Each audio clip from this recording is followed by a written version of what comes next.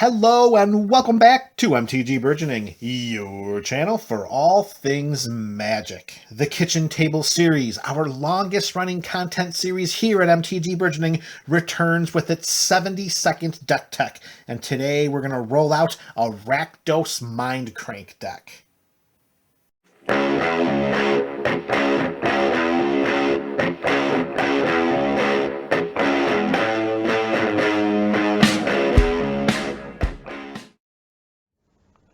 Thank you for choosing MTG Burgeoning for your Magic the Gathering content. Give us a thumbs up if you enjoyed this video and consider becoming a subscriber. Doing so supports the channel and makes you eligible for our various subscriber rewards series. If you would like to support the channel further, then click the link to our Patreon page in the description below. There you can join our ongoing Pack Wars series as a 1-month supporter or ongoing member. Or try joining Pack Wars for free by commenting on every MTG Burgeoning video in a month. We strive to offer creative rewards through our various Patreon tiers. So if Pack Wars isn't for you, then something else will be. Links to our content and various subscriber rewards series can be found in the description below. Send us an email, follow us on Twitter, follow us on Instagram. We are your channel for all things magic. What's up, MTG BC? That is the MTG Burgeoning community. Welcome back to another episode of the Kitchen Table series. We are up to deck tech number 72, and today we're going to take a nice long look at a Rakdos Mindcrank deck. So, as generally is customary here during the Kitchen Table series, let's start with the land base. So we're playing Rakdos colors, and the color in the spells are pretty much 50-50, so knowing how much we love our symmetry here at MTG Burgeoning, we're going to split the mana base right down the middle, which means we're going to have 6 basic swamps next to 6 basic mountains. So we're going to start off with 12 basic lands, 6 swamps, 6 mountains, and we're also going to play with full play set of Dragon Skull Summit. This is our Rakdos check land. It's going to ETB tapped unless we control a swamp or a mountain. And as we've seen, we've already got a dozen of those, so we should be okay putting this bad boy into play untapped each and every time. And when we tap it for mana, we get to choose whether we want a black or a red mana. Dragon Skull Summit, 4 copies.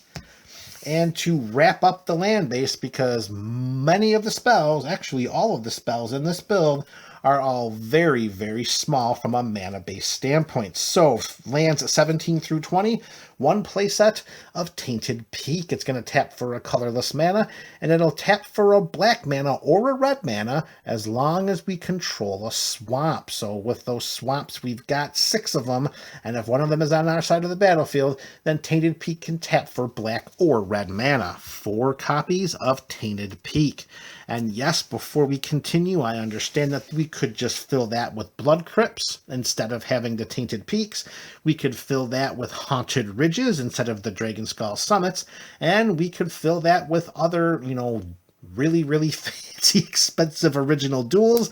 But this is just a kitchen table deck, and we look not to break the bank too often on this series. So these lands have worked for many, many moons, and they will continue to do so up to the time that either of those lands, a full playset, become a little more economically viable.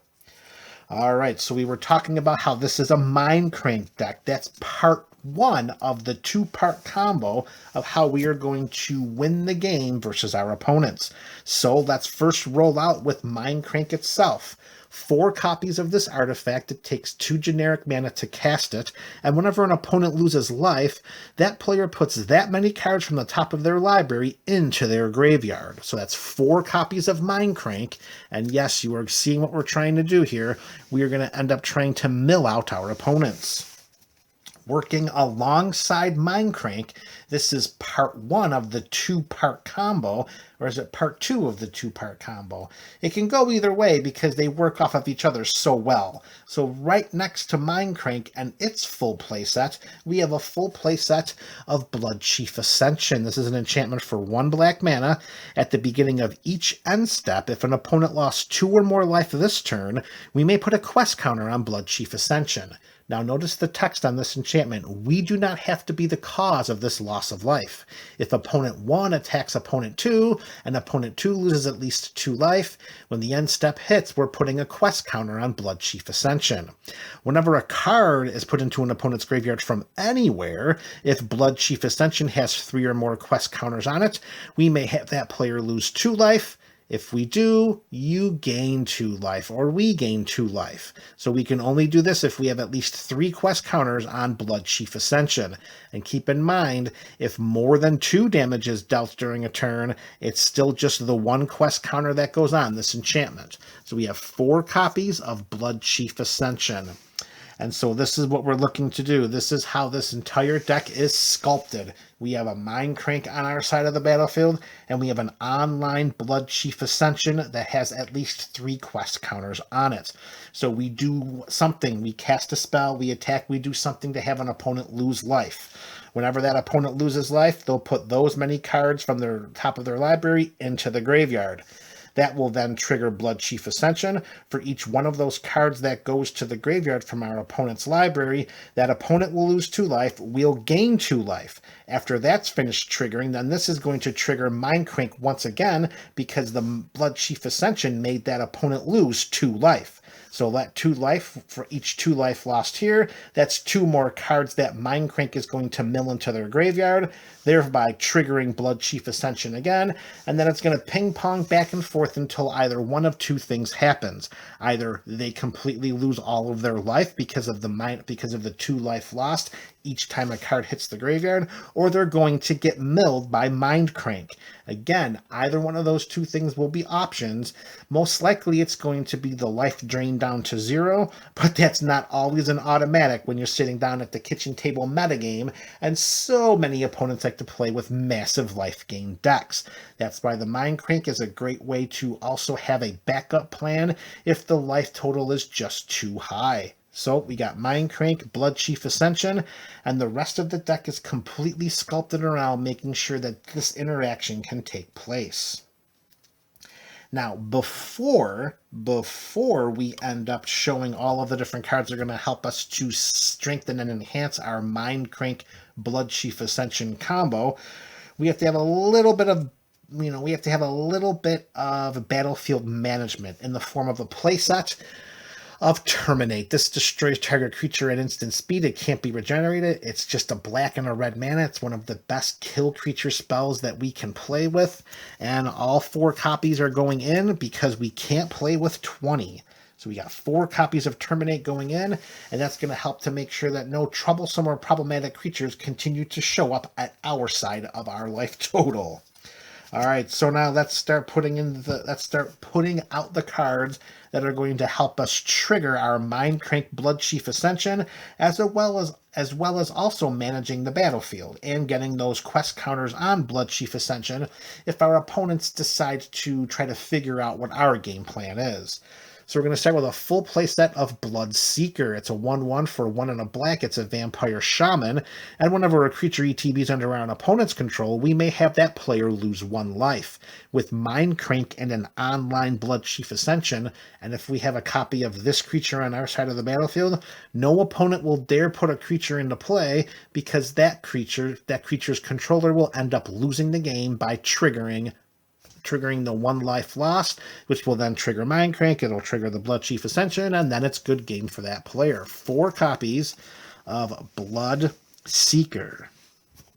All right, next playset we have, it is Twin Bolt. It's 1 and a red at instant speed.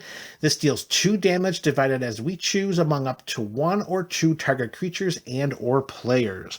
So this is fantastic, versatile spell. We can use this to deal damage to an opponent before an end step to get a Bloodchief Ascension quest counter on it. Or if we already have our engine online, we can cast this Twin Bolt, do 1 point of damage to one opponent, 1 point of damage to another opponent, and then see them end up both losing the game at the cost of just 1 and 1 red mana. That's 4 copies of Twin Bolt. If Twin Bolt wasn't good enough, let's play with a card that's exactly like it, and that's going to be Chandra's Pyrohelix. For the purposes of this deck, it's the same mana value at the same speed, and it deals 2 damage divided as we choose among 1 or 2 targets. Everything we said about everything we said about Twin Bolt applies to Chandra's Pyrohelix. 4 copies of Chandra's Pyrohelix.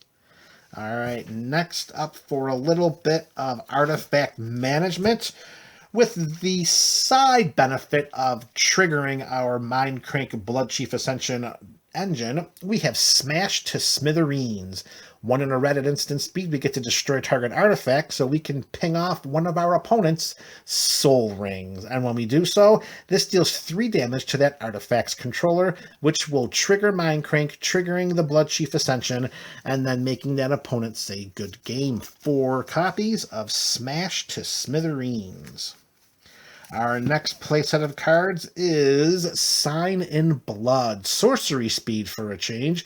This is 2 black mana. Target player draws 2 cards and loses 2 life. So we still have some versatility with this spell, because we can use this on ourselves if we need to get some cards into our hand, or we can just target an opponent, which will then trigger the Mindcrank, which will then trigger the Bloodchief Ascension, and then we'll trigger a Shuffling Cavalcade. 4 copies of Sign in Blood. And next up, as we top out our mana costs for this deck at 3, we're going to play with a full playset of Stagger Shock. Instant speed, 2 in a red. It deals 2 damage to target creature or player, and it has the rebound mechanic, which means if we cast this spell from our hand, we're going to exile it as it resolves. At the beginning of our next end step, we may cast, at the beginning of our next upkeep, my mistake, we may cast this card from exile without paying its mana cost. So this is a fantastic card to cast at the end of our opponent's last turn.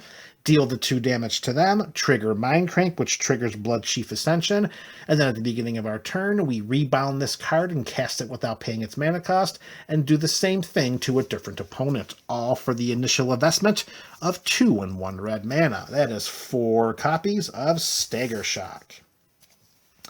And knowing that 4 terminates is not always going to be enough to help manage the battlefield against any creature threats, the last 4 cards are also dedicated to creature removal, but also with the side benefit of triggering our Mindcrank and Bloodchief Ascension engine.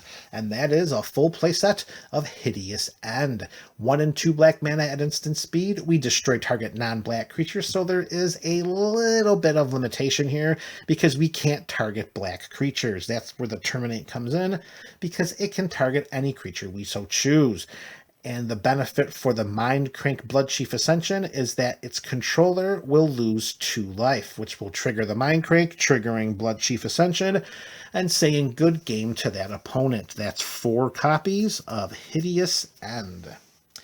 And there you have it, MTG BC. We have completed deck tech number 72. It's our Rakdos Mindcrank deck. Let me know your thoughts about this brew in the comments section below. This is MTG Burgeoning, your channel for all things Magic.